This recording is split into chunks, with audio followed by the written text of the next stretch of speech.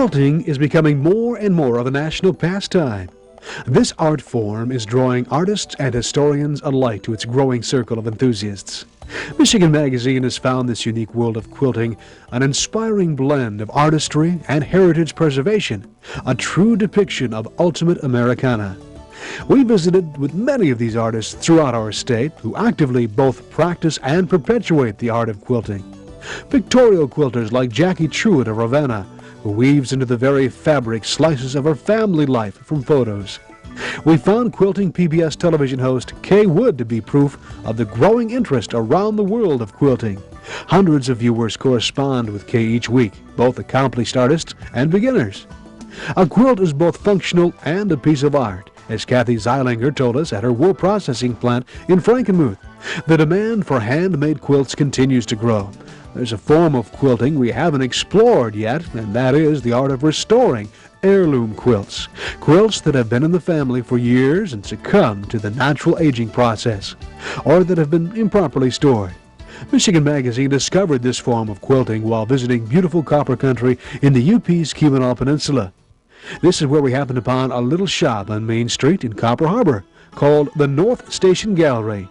Here, Jody Willis can be found late in the night, hand-stitching for hours at a time, working on restoring heirloom quilts for customers and for herself.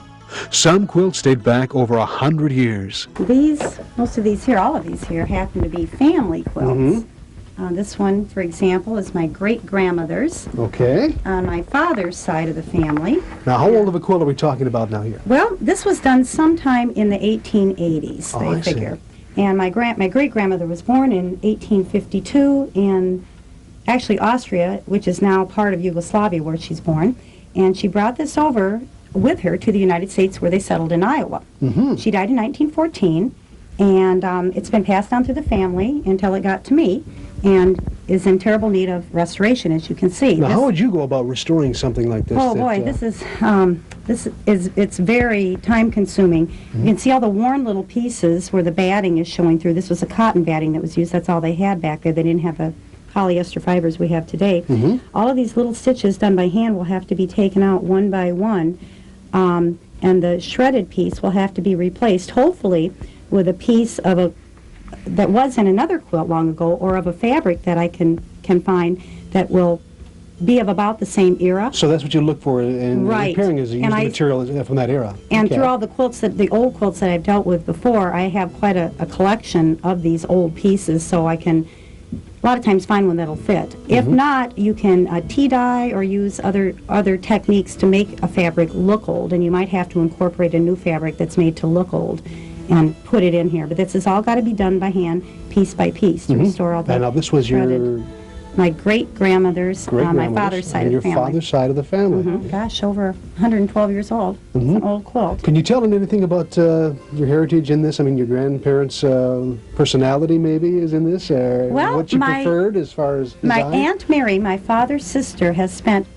about 10 years now, maybe a little bit longer, researching the family tree on this side of the family, and she's come up with a book that she, in fact, I received this past winter on the Wheelis family, and so what I know about her is in here, because obviously she died long before I was born. I know how she died. She was on a trip to visit one of her daughters in South Dakota, and was in the farmhouse going to cut a watermelon, of all things, with a knife, and it was during a thunderstorm, and the lightning hit the knife, and she died.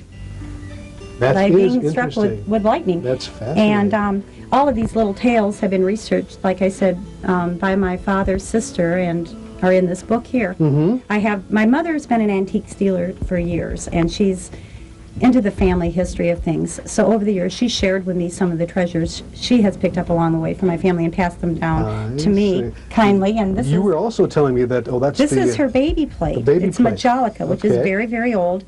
I've looked in antique books up this pattern, and this dates back to, this was made right around 1865. My goodness. Now, you're also telling me that your family has a tradition of quilting, except for your mother. I mean, it skipped a generation, more or less. Skipped a generation, right. Well, this is my great-grandmother's quilt. This is your great-grandmother's. My grandmother, her daughter, my father's mother, I remember as a youngster going into her house in Iowa, and she had a treadle sewing machine with all the drawers to pull out, and I would be allowed when I was, oh gosh, 7 or 8 years old to go through the drawers, and I would make Barbie doll clothes on her treadle sewing machine, and found lots and lots of, I'll show you this quilt Okay. here. Lots of little bits of fabric that some of them I were allowed to do things with, some were not to be touched by me.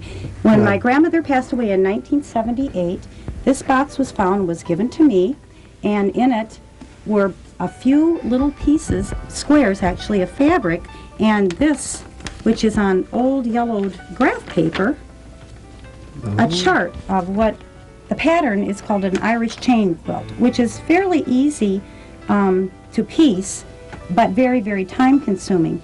And some of the little squares were cut out already, and some of the fabric still in there that I've got to cut out. I see. But this is all each square has got to be pieced together by hand. And so she was pretty active until the day she died in quilting, right? yes. Okay, And here's so- the original little cardboard template or pattern that she used to draw around each square of fabric. So my goal is to get this done sometime. Another quilt that was found, or partial quilt that was found, this is called a grandmother's flower garden. My goodness. And these are octagon-shaped pieces of fabric, maybe, what, 1.5 in diameter? 2 inches in diameter, I guess this one would be. And many, many of these little tiny pieces were found, and she did this most probably in the 1930s. You can sort of tell by the pattern in the fabrics, and this was a very popular quilt pattern back in the 30s. And again, this was not finished, and it still isn't quilted as a quilt. Just the quilt top, as this is called, is just about completed. So again, this has to be, each one of these pieces has to be done by hand, and I've been, putting these all together again. Right. And hopefully this winter, being my goal, we'll get time to put the batting and the backing on the quilt and attempt the actual quilt. It'll all come together. Now, this has got to be one of the most fascinating quilts I've ever seen. Could you describe what's involved in here and Well, exactly it what we really see? is a family tree. This was started by my great-grandmother on my mother's side. And Mary Moore, M-O-O-R-E, was her name. And what she did was she basically made a quilt, a family tree, by making a quilt, using the dresses of all the children in her family. She used the dresses of her daughters and her daughters' daughters that were born up until the time that she died, which is when she stopped working on this quilt. It's not finished.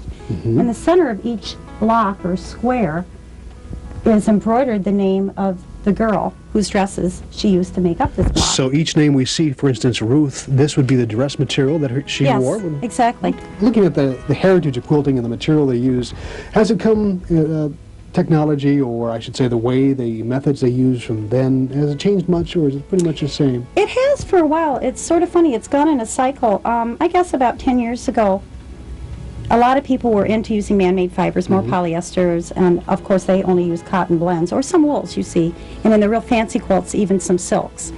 Now it seems like it's gotten back to basics, and most people that I know consider it sort of cheating if you do a lot of the work on the machine, although many people do believe in machine quilting in this busy day and age that we live in that speeds up the process, but people are back to more traditional fabrics. Like in my shop here, I only carry 100% cotton fabrics, as most quilters will insist upon using those. And hand quilting is very sought after and very popular, And that's what rather you do. than machine quilting. Right. And that's what I do. I do it the traditional, time-consuming way.